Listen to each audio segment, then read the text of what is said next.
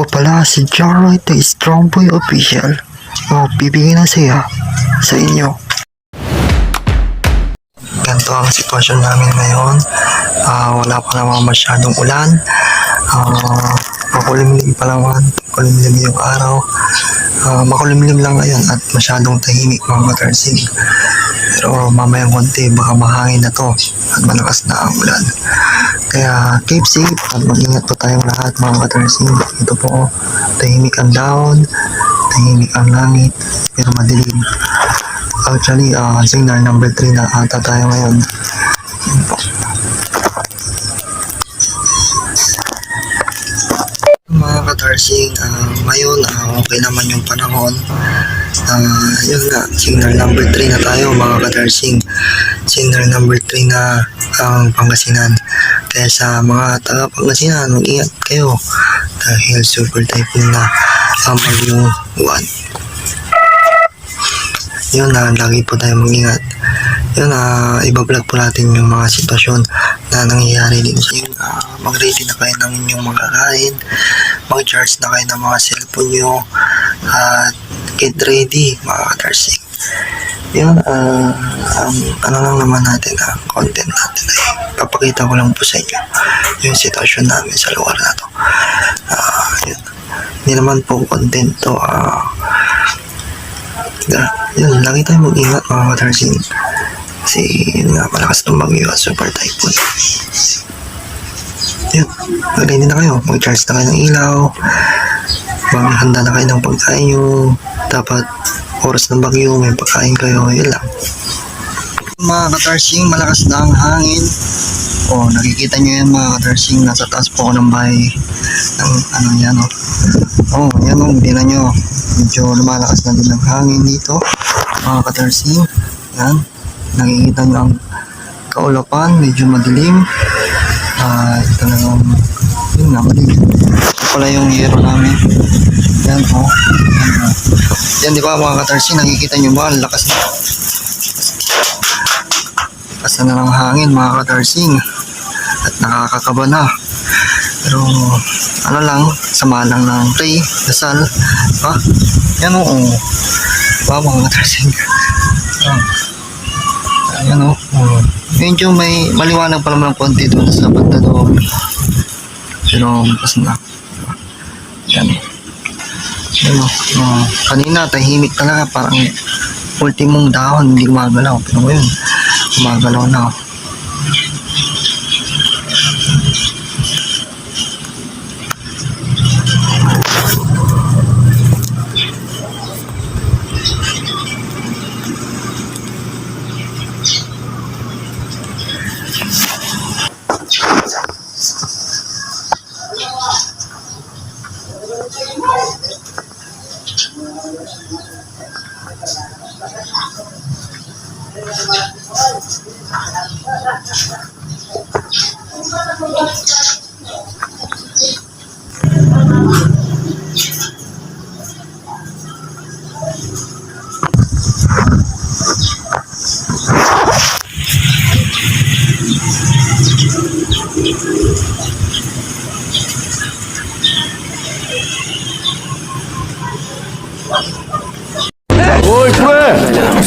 Signal number 4 na dito at sumasayaw na ang hangin, sumasayaw na ang puno, at sumasayaw na ang mga puno dito sa yun, mga puno dito mga katarsing, kaya delikado.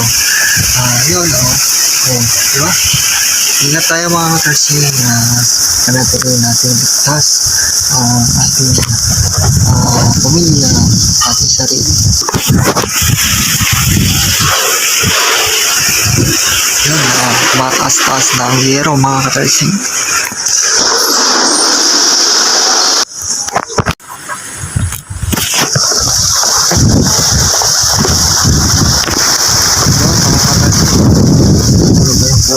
Ipil mga katarsing, sumasayaw na kasi sumakas na hangin mga katarsing, kaya ingat po tayo.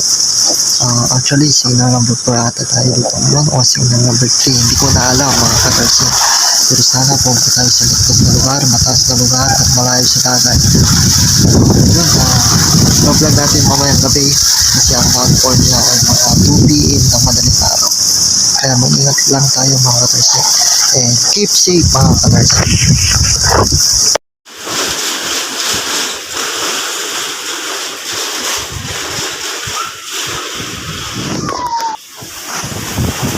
Yun mga katarsi, malakas na ang hangin. Pinapayo na tayo ng bagyong bagyong 1. Yung tumatalo na yung ilaw namin mga katarsing. Kaya keep safe, mag-ingat po tayo lahat. Mag-ingat po tayo mga katarsing.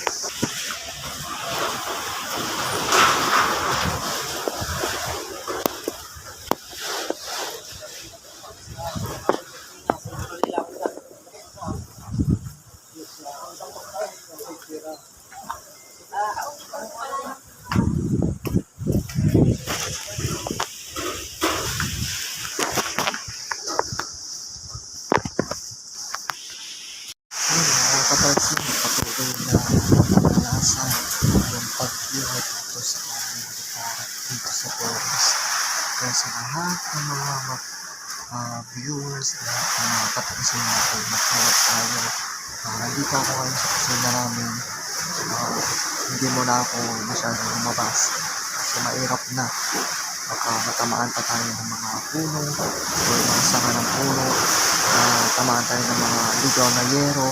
Lagi tayo mag-ingat mga katarsin. Yun, malakas na yung hangin dito mga katarsin. Pero wala pa yung bagyo. 2 p.m. pa yung eksakto. At 2 p.m. ng madaling araw. Eksakto. Paano palakas yung makatupit ng bagyo. Dito tayo ilaw-ilaw po yun sa kasi ng brown out na dito sa amin mga katarsin. Kaya medyo madilim. At boses nyo na lang yung maririnig ko ngayon na pinabalitaan ko kayo mga katarsin sa nangyari ngayon. Mga katarsin, sana nasa maayos kayong kalagayan, nasa ligtas kayong kalagayan mga katarsin. Lagi tayong mag-play. Start mga 2 p.m. talaga yung eksakto. Maranasan talaga natin yung solid kung paano kalakas ito. Kasi dito dadaan sa dito kasi yung ruta niya Pangasinan siya. Kaya ingat po lahat ng mga taga-Pangasinan at sa lahat ng mga mga lugar na naapektuhan na ng bagyo at naapektuhan pa rin ng bagyo. Lagi tayo mag-ingat at ingat na nakakalungkot. Sana naman sa government, please lang itigil mo na ang pangimina, itigil mo na ang pagpuputol ng puno, please lang mga katarsin, itigil mo na ang pangimina, itigil mo na ang pagpuputol ng puno dahil kaming mga maliliit na tao, kaming mga mahihirap na tao ang nakakaranas ng paghihirap, nakakaranas ng baha, nakakaranas ng baha, nakakaranas ng gantong kalamidad.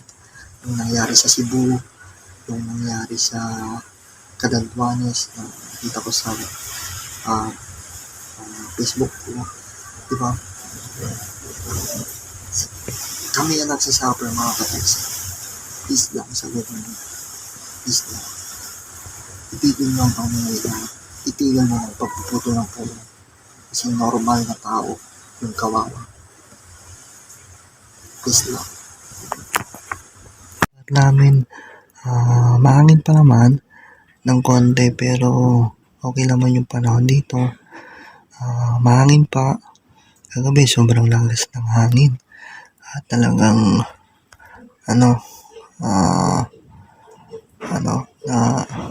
malakas yung hangin at ulan. At yung content kubo-kubo natin doon sa bukid ay nawasak dahil sa malakas na hangin at sa malakas na bagyo, si bagyong 1. Kaya keep safe, mag-ingat po tayong lahat at yun, lagi tayong mag-ingat mga katarsing.